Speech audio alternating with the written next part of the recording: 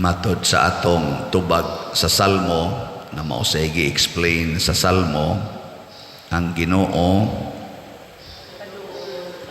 haduol sa mahinulsulon o kasing-kasing. Tinuod ba ni o dili? Unsay timaan nga ang Ginoo duol nato?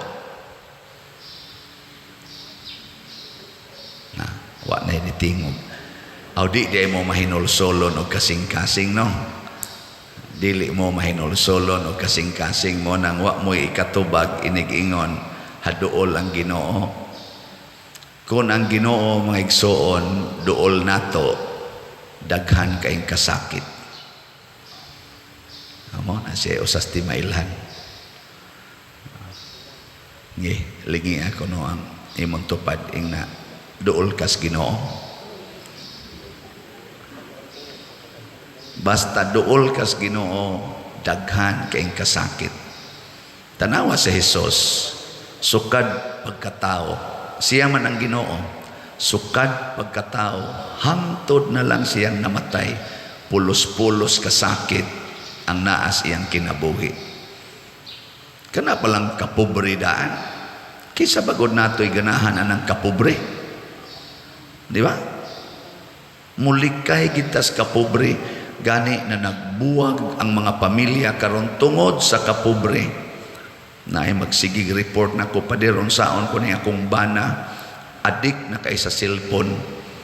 Ang among negosyong gamay, murag padong na gini pagkalunod, kay di naman siya mo atiman sa among negosyo. Niya kung ako sang badlongon, ako pa'y kasabaan. Kung saon manin ako padir. Patay na gid ni anis among mga pagkaon.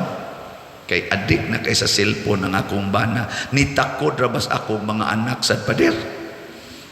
Ako na lang usa, mawiwa, magsigig ka adik sa cellphone. Kuyawa na, no? Iya ko nung buwagan kay adik na kay sa cellphone na kung sa may rason siya, patay ang among negosyong gamay. Unsa na lay among kanon? Kwarta na saan. Ingon ako, kung ikaw, duol gani kas Ginoo, mao na iti mailhan nga daghan kag kasakit.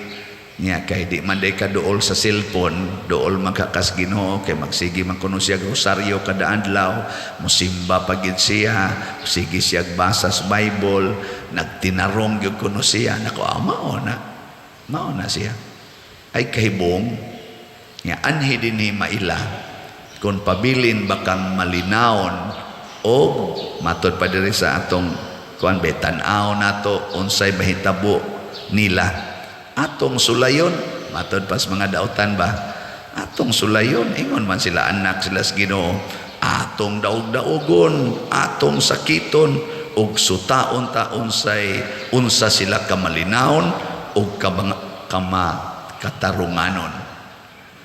Dinhi manggos kalibutan, ang nia dinhi mao ang dautan. Ang kalibutan in general, dautan gyud. Unsa may mahitabo kung naan ang dautan, ang ending yun kamatayon. Unsa may ending dinis kalibutan, lingi ay mong tupad ing naasa ka kapadong pangutan na ba ing naasa kang ending nimo, yan ay mong tupad ba? Unsa may ending nato din uy tubag patay daw mga matay kitang tanan kay matod pa sa lagi sa kuan nga ang kamatayon mao ginay mahitabo dinis kalibutan, kamatuoran man ngano man kay ang kalibutan dautan dili mohatag og kinabuhi, kamatayon ang ihatag sa kalibutan mga igsoon. Yes, ang Ginoo mo'y naghatag og kinabuhi dinhis kalibutan, pero ang kalibutan maningkamot gyud pagpatay sa tanang kinabuhi. Mao na ang ending gyud tanan. Be tanawa mga baboy karon patay na. Nya ang nangaos baboy patyonon. Ana. Ang mga isda nangamatay na tungod anang oil spill. Ang nangaon sa isda patay sa. Ang taga Ukraine ug Russia pinatya na ito the max tungod anang mga armas nga mga mahal ra ba kayong mga armasa para lang yun ipatay. Naghimog mga nuclear weapons ang atong mga banggiitang mga nasod para ipatay. Ang atong mga negosyo karon patay, chemical ang gigamit kana mga processed foods, kana mga chemical nga gipangmutang anang mga tanom, mga baboy, mga manok o mga isda, patay man gud. Awa mo kiba? Hasta ng inyong pa-colors buhok, kanang kiskis kilay, patato, halab, siging inom ng mga pills, siging palaygit, patay mangguda. Abortion, patay. Di ba? Hoy, lagi. Usa lagi dili patay din sa kalibutan ang pagpalit og slat. Oh, nga naman. Kay kanang pagpalit og slat, imong gibiyaan ang imong kaugalingon. Gipatay nimo ang imong gugmas kwarta aron itabang sa tanan. Mo nang wa ginipalit og slat nato nga wa magmalipayon. Nailingay mo tupad. Ing na kapalit kag slat. Pangutan na. Di ba kada niya palit og slat, malipayon siya. Kaya nga naman, ang ending ana, basta naaga na ng kalipay, ang ending ana, kinabuhing way katapusan. Oh. Basta malipay ka inigbuhat nimo, kanabang kalipay nga dili bitaw, dili ba panglawas ba? Lahi man ang kalipay nga panglawas. Nabita ko igi, kaunsilan sa una nga usa ka aktibo sa simbahan suod sad nako ang iyang nauyab pero kahibaw ko ang iyang nauyab nga laki ana ba ana pero naning kamot nga mabag-o pero kuan pagid taon kayo kanang shaky pa ba nya kay in love magyud kay siya nako careful kay kana ra bang imong nauyab ana ba yana ingon siya ni promise man siya good father gyud nga nausap gid siya sukan nga nagkauyab mi nako sure azaman sakto to iya dili ni promise ko no ug nausab jud ko no kay siya ra kuno ang nakapausab sa kinabuhi niyadtong lakiha tinuod dili tinuod tingali kay niundang masagyog suyop ang maong laki gani mialagad pa gyud sa simbahan. Nindot. Niya after mga 1 year nilang panag-uyab, Father, pwede may magminyo. Nako, ayaw sa paabota o sa 5 years. Niya ayaw gid mo pag premarital sex ha, kay mapugos o niya magminyo. Father, ako ginang ampingan, nanahan to katong babae. Uy, pagkasunod buwan, Father, ang bilis ng pangyayari.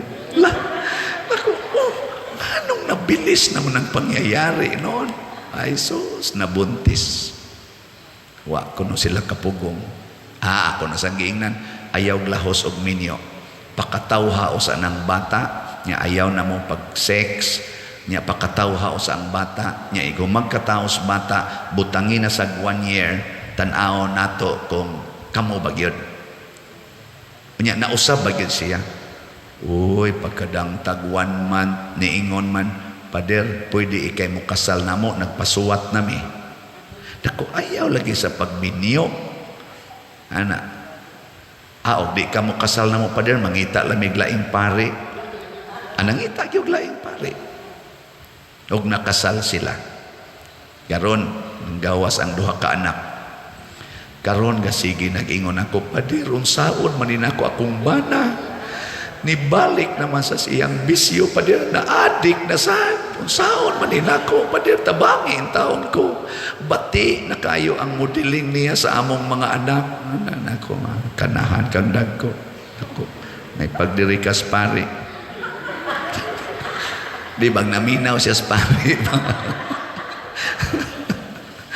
Naminaw pa kas pare. Unta ka may mahitabo.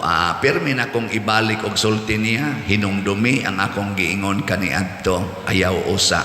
Nya kay mi dawat magyud kaani, mauna ni ang imong giminyuan.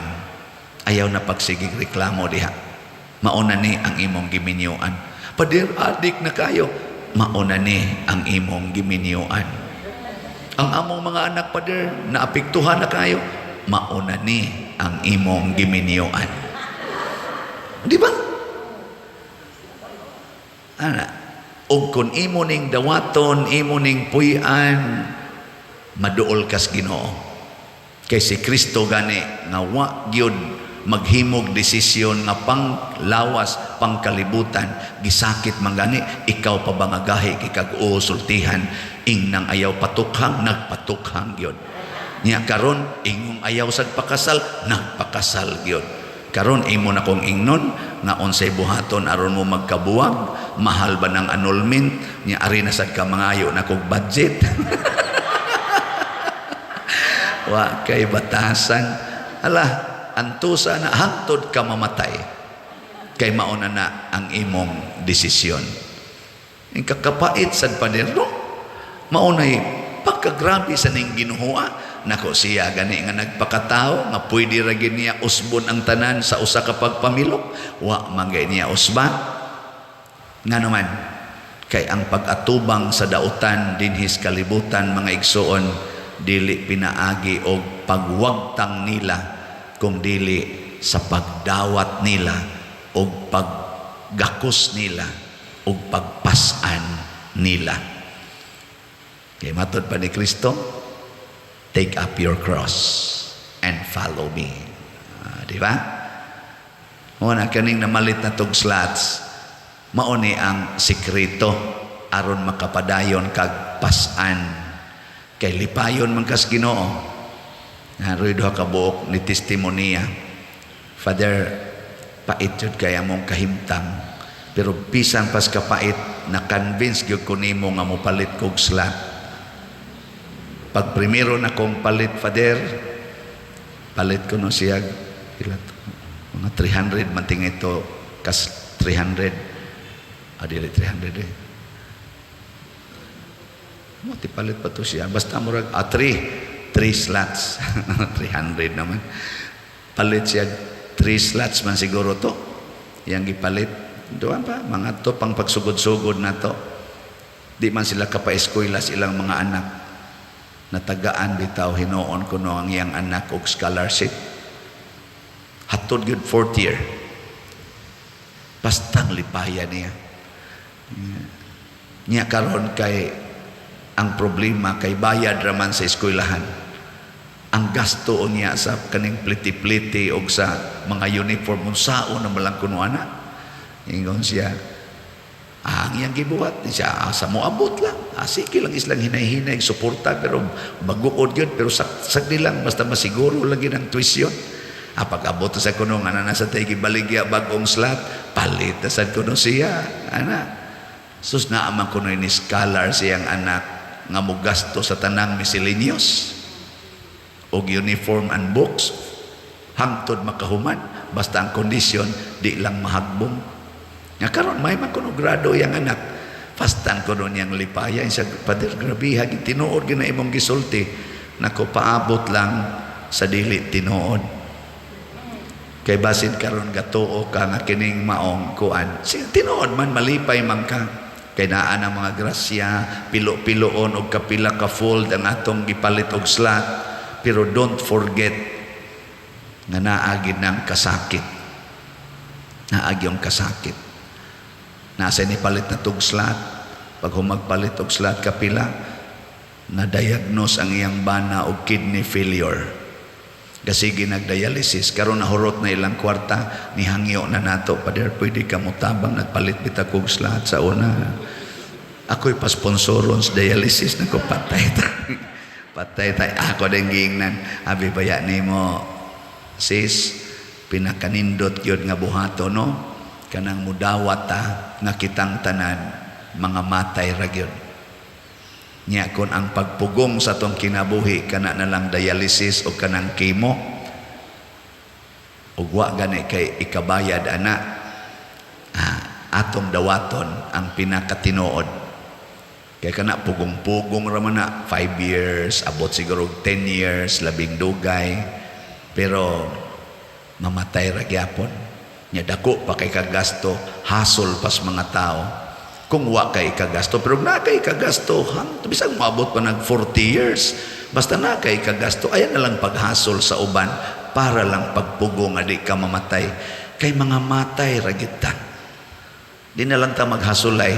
Na ako ng usbon nga akong gingon din kung makahasol na ko ninyo tungod anang dialysis, kanang chemo, kay basig hapit na ning akong lawas i-dialysis. Ay na lang ko ninyo ipa-dialysis, oy. Ay na lang kong ipakemo. Tugutin na lang kong mamatay. Kay dito sa langit, wa gi dialysis dito. Wa say kidney failure. Daghan pang pagkaon. Daghan pang imnonon. So sayahaya. Tugutin na lang kung muhalin nga malinaon. Kay si Jesus sa dihang gilansang sa cross, lupig pa'y giatakig kidney failure, lupig pa'y giatakig cancer, lupig pa'y giatake og sanla og unsa diha. Tibuok niyang lawas in and out of the body, gitorture hangtod namatay. Hurot kong iyang dugo, lupig pa'y leukemia atoy. Di ba? Nga musunod mo ni Jesus.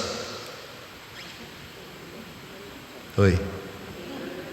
O kung musunod ta niya, mauna ang sekreto sa tinuod nga kalinaw, tinuod nga kalipay, dili ta mahadlok. Sama ni Jesus, gihadlok siyang patyon, pero nilikay-likay lang siya. Pero pag ingon sa amahan, isangyaw ang may balita dito sa templo, asangyaw din siya. Bahala nagni ay daghan din hirong naniid nako o gustong mupatay nako. Kibaw naman ko mamatay gyud ko. Sangyaw. Ana, mawa ang kahadlok, mawa ang kabalaka, labi na gyud ang kahadlok sa kamatayon, basta duol tas Ginoo. Pero lagi mudaghan kaayo ang kasakit. Pero ang kasakit para sa mga matarong maoy agianan padong sa langit. Ano siya? Nindog na ta.